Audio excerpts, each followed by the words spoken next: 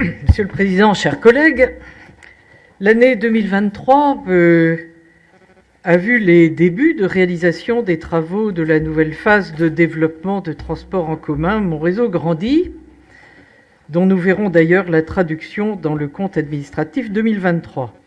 Et en ce premier semestre 2024, les chantiers se multiplient. Qui dit chantier dit fatalement perturbation du voisinage, de l'environnement et de la circulation. La gêne en résultant pour les riverains et les autres usagers, tous les autres usagers, doit néanmoins être atténuée au maximum, et cela suppose une anticipation. Or, depuis le début du chantier, nombreux sont les usagers qui se sont trouvés piégés par des rues devenues impraticables, des déviations peu compatibles avec le gabarit et des difficultés à accéder au domicile ou au commerce, sans oublier la disparition de nombreuses places de stationnement, sans que les nouvelles places annoncées, d'ailleurs en nombre insuffisant, soient déjà réalisées. Alors ça concerne pas seulement les habitants, ça concerne tous les gens qui fréquentent et qui travaillent. Les gens qui sont obligés d'avoir un véhicule pour aller chez des particuliers, pour des soins, les travailleurs à domicile, etc. C'est un vrai casse-tête. Ces inconvénients concernent l'ensemble de l'itinéraire des futures lignes. Ça part de la gare jusqu'à la Cavale, en passant par Bellevue. Ça, aussi, la ligne de BHNS est également concernée, en passant par la Croix-Rouge, par exemple. Voilà, donc on voit ça fait du désordre un petit peu partout. Alors je ne vais prendre qu'un exemple dans le centre-ville. Et c'est en donnant un sentiment de grande improvisation que furent déviés au bas de la rue Branda et vers Kérabekam-Morvan la dizaine de stations de bus qui avaient place de la Liberté avant le début des travaux. Alors quelques aménagements ont pu être apportés à la suite des réclamations des riverains, mais les difficultés persistent. Alors, après l'effondrement au coin des rues Branda et Farigoul en janvier dernier, ce sont des affaissements qui ont nécessité qu'en avril, des travaux de réfection de chaussée entre la rue de la 2e DB et la rue Victor Hugo dans la rue Branda. On pouvait augurer que ces voiries n'étaient pas dimensionnées pour accueillir un trafic intense de bus. Le passage de ces bus dans une rue au stationnement bilatéral oblige d'ailleurs souvent les automobilistes venant en sens inverse à des manœuvres d'évitement.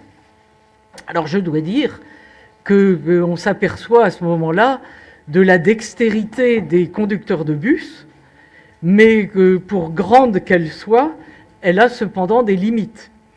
Et le franchissement du carrefour Branda-Victor Hugo à angle droit, pour un grand gabarit, se révélait une épreuve, notamment pour les bus articulés.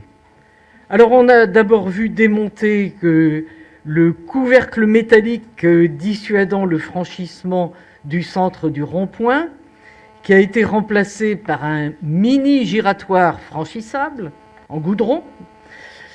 Ce n'était donc sans doute pas la bonne solution, puisque ce mini giratoire a ensuite été supprimé et qu'une priorité a été mise en place. Les hésitations dans la gestion des dégâts collatéraux du chantier des nouvelles lignes de transport en commun en site propre, des travaux donc de la métropole, ont obligé le maire de Brest à s'y reprendre à 4 fois en moins d'un an pour arrêter la réglementation dite permanente de la circulation, du stationnement et de la priorité rue Branda. Alors ça a commencé le 11 avril 2023, considérant qu'il y avait lieu, dit l'arrêté municipal, de synthétiser dans un même arrêté l'ensemble des règles de circulation et de stationnement, il n'était pas encore question de priorité, qui s'appliquent à la rue Brandat. Et donc, un arrêté du maire de Brest abroge le précédent acte qui datait du 26 avril 2019 et donc remplacé par de nouvelles dispositions. Ça, c'était le 11 avril 2023. Mais le 22 mai 2023, considérant les implications de la création d'un terminal pour les bus du réseau Bibus, l'arrêté du 11 avril est abrogé et remplacé par de nouvelles dispositions de circulation et de stationnement. Il n'est toujours pas question de priorité. Cependant, ces modalités ne réglaient pas le franchissement du carrefour Victor Hugo Brandat. C'est pourquoi un arrêté du 28 mars 2024 abroge celui du 22 mai 2023 et institue une priorité. Une signalisation stop est implantée au carrefour, protégeant la rue Brandat et instaurant une obligation d'arrêt rue Victor Hugo. Problème réglé ? Pas tout à fait sans doute, puisque le 9 avril 2024, un nouvel arrêté, toujours permanent, remplace le stop par un céder-le-passage. Donc je n'évoque ici évidemment que les modifications se voulant permanentes, étant donné que le quartier a été concerné depuis un an par une trentaine de prescriptions réglementaires temporaires directement liées au chantier, mais ça se comprend bien. Néanmoins, ça fait beaucoup.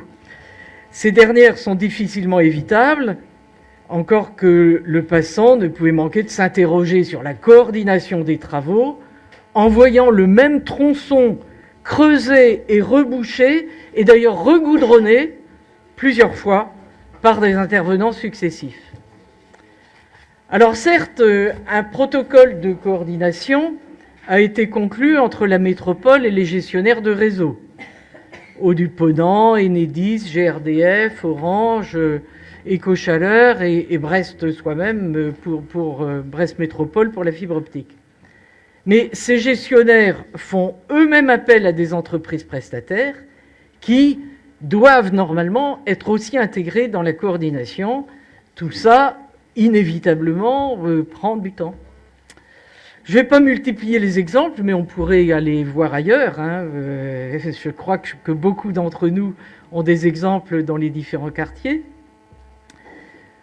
À vouloir forcer les étapes pour essayer de tenir une date d'inauguration avant la fin du mandat, on amplifie les impacts négatifs pour les riverains, comme pour tous les usagers, brestois, métropolitains ou extérieurs.